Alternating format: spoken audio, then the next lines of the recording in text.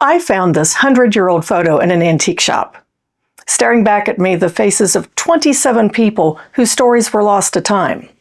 Or were they? Because after discovering a few names written on the back, I started to wonder, would it be possible to not only identify everyone in the family, but figure out what happened to them and how their stories all tied together? What started with a single photograph eventually led me through censuses, vital records, old newspapers, and a heartbreaking discovery that really completely changed how I looked at this photograph. To get started, I needed context. When and where was it taken? The photo doesn't have a date or a place written on it. Looking closely at the clothing and hairstyles, I started narrowing down the time period. The bobbed haircuts and the drop-waist dress pointed to somewhere from the mid-1920s to early 1930s. Okay, that gives me a time period, but who are they? Everyone in the photo is numbered, and to my surprise, the key is written on the back. But with entries like Ray's twins, Ray, and Flossie's oldest daughter, I had a lot of partial names and not a lot of connection. Having a bunch of random names makes for some messy and frustrating research. Time to get organized. To keep everyone straight, I created an outline version of the photo and numbered everyone by hand. None of the AI tools I tried could reliably read all of the numbers. And that's kind of important. When I added the key, I noticed that there was exactly one couple that named both the husband and the wife. Ray, and number 22, Etta Smalley, Ray's wife. Thank you, whoever wrote those names. You just gave me my starting point. Going through the names again, we see Ray and presumably Etta's twins and two little girls. What could I find about them? With a rough time period in mind, I searched the 1930 census for Ray Smalley with a wife named Etta.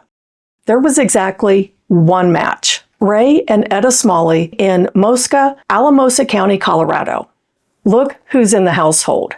Ray, Etta, their son Glenn, sons Harry and Harvey, who are the same age. Twins.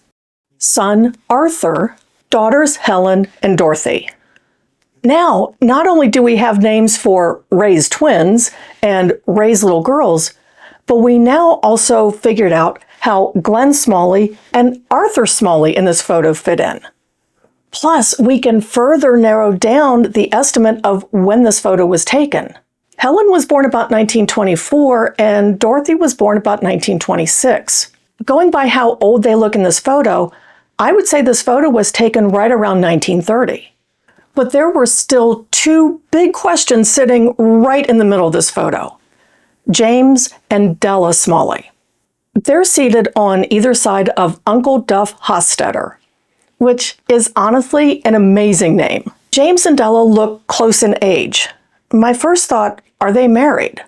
So I tried the same strategy in the 1930 census, this time looking for James Smalley with a wife named Della. And there was exactly one. James and Della Smalley, living in Monte Vista, Rio Grande County, Colorado. Colorado? That's where Ray and Etta were living. How far apart were these places? About 20 miles. The two Smalley households being so close to each other seems to be too much to be a coincidence. So we've connected James with Della, but how do they connect with Ray? Here's where it would have been really easy to get derailed. I could have started pulling information from people's online trees, but I didn't want assumptions steering my research before I had more solid evidence and had a better handle on this family. Ray, James, and Della are all listed as being born in Indiana. Nice clue, but that's not proof that James was Ray's father. I haven't been able to find an obituary for James, and none of the records I was able to find for Ray names his parents. I looked at both of them on Find a Grave, and yes, there are some good clues, including a supposed group of kids for James, but here's the thing about Find a Grave.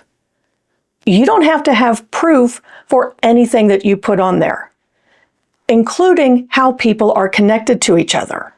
There is nothing on Ray's profile showing where that middle name came from, or proof of how James, Ray or any of Ray's supposed siblings are actually related. Since I didn't find proof of a connection between Ray and James, I needed to change course.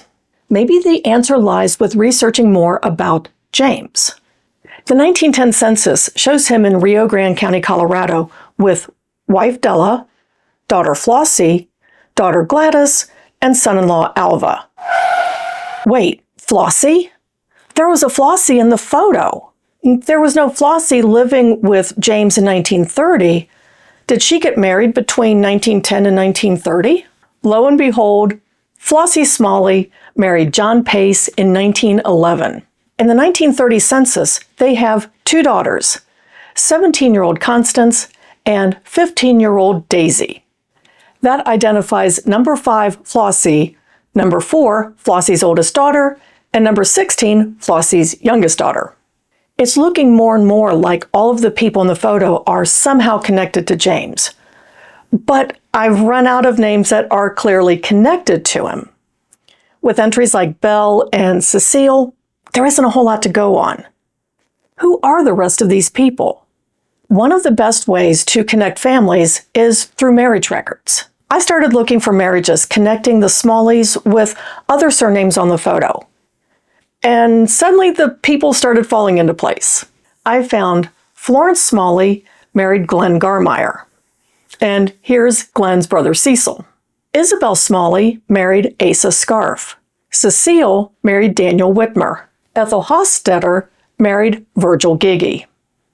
Now that I had more names and relationships, I was able to find them in the 1930 census and fill in their children. Belle's son Harry Scarf, Cecile's son Roy Whitmer, Florence and Glenn's daughters Lucille and Ruth. A little more digging showed that Earl Smalley was Ray's son. Almost everyone is identified. But what about Uncle Duff? How does he fit in? Now that I had the married names for the women and a clearer identity for the men, I could research them more fully. And I discovered that they were the children of James Smalley and Arminda Hostetter. I thought James was married to Della. Yes, and it turns out that Della was James's second wife. We had a clue about that back in the 1910 census. See the M2? That means that James was married more than once. Arminda died in 1894, just a few months after Florence was born. And here's where we begin to see that heartbreak. In 1900, 6-year-old Florence was living with her uncle Adolphus Hostetter. Uncle Duff. She's still living with him in 1910. It looks like Florence was raised by her Uncle Duff and Aunt Electa. In fact, when Uncle Duff died in 1935, his obituary stated that Florence was one of 2 girls who made their home with them from early childhood till young womanhood, and that they were loved and cared for as their own children. After Arminda's death, James remarried and moved from Indiana to Colorado. Florence stayed behind with Uncle Duff and Aunt Electa. Suddenly, this photo didn't just feel like a family gathering anymore. It felt like a record of everything this family had been through. But there were some neat things I found along the way, too.